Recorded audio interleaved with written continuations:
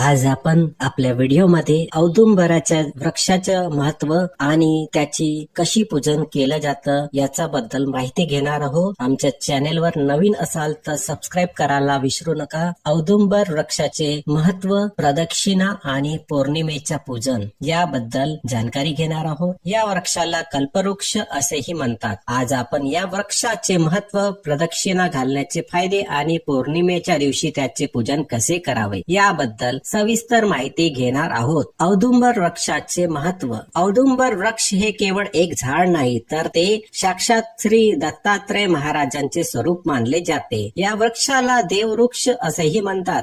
हिंदू धर्मशास्त्रानुसार या झाडामध्ये सर्व देवतांचा वास असतो, म्हणूनच या झाडाची पूजा केली जाते। या झाडाचे महत्व। दत्तात्रय महाराजांचे वासस्थान। औदुंबर वृक्ष हे श्री दत्तात्रय महाराजांचे निवासस्थान मानले जाते, त्यामुळे या झाडाची पूजा केल्यास थेट दत्तात्रय महाराजांचा आशीर्वाद मिळतो। औषधी गुण। या झाडामध्ये अनेक औषधी गुणधर्म आहेत। याच्या सालीचा, पानाचा आणि फळाचा उपयोग अनेक रोगावर उपचार करण्यासाठी केला जातो। सकारात्मक ऊर्जा। ज्या ठिकाणी औदुंबर वृक्ष असतो त्या ठिकाणी सकारात्मक ऊर्जा आणि शांतता अनुभवायला मिळते। दुसरं, औदुंबर वृक्षाला प्रदक्षिणा घालण्याचे फायदे। औदुंबर वृक्षाला प्रदक्षिणा घालणे हे एक धार्मिक कर्म मानले जाते। रोज या वृक्षाला 108 प्रदक्षिणा घालण्याचा सल्ला दिला जातो। यामुळे मिळणारे फायदे। आर्थिक समस्या दूर। अनेकदा असे मानले जाते की औदुंबर वृक्षाला प्रदक्षिणा घालण्याने आर्थिक अडचणी दूर होतात आणि घरात सुख समृद्धी येते।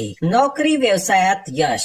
ज्यांना नोकरी किंवा व्यवसायात अडचणी येत असतील त्यांनी या वृक्षाला प्रदक्षिणा घालण्यास त्यांना यश मिळते। विवाह आणि संतती समस्या। ज्यांना विवाहामध्ये किंवा संतती प्राप्तीमध्ये अडचणी येत आहेत त्यांनी श्रद्धेने या वृक्षाची पूजा केल्यास त्यांची मनोकामना पूर्ण होते। तिसरं, औदुंबर वृक्षाचे पौर्णिमेचे पूजन। पौर्णिमा हा दिवस पूर्ण चंद्राचा दिवस असतो। या दिवशी औदुंबर वृक्षाचे पूजन करणे विशेष फलदायी मानले जाते। चला तर पाहूया याचे पूजन कसे करावे। पूजेची तयारी। सकाळी लवकर उठून स्नान करा। पूजेसाठी लागणारे साहित्य गोळा करा। हळद, कुंकू, गूळ, खोबऱ्याचा नैवेद्य, उदबत्ती, दिवा, फूल आणि स्वच्छ पाणी। दुसरं, पूजेची पद्धत। औदुंबर वृक्षाजवळ जाऊन झाडाची स्वच्छता करा। झाडाला पाणी अर्पण करा।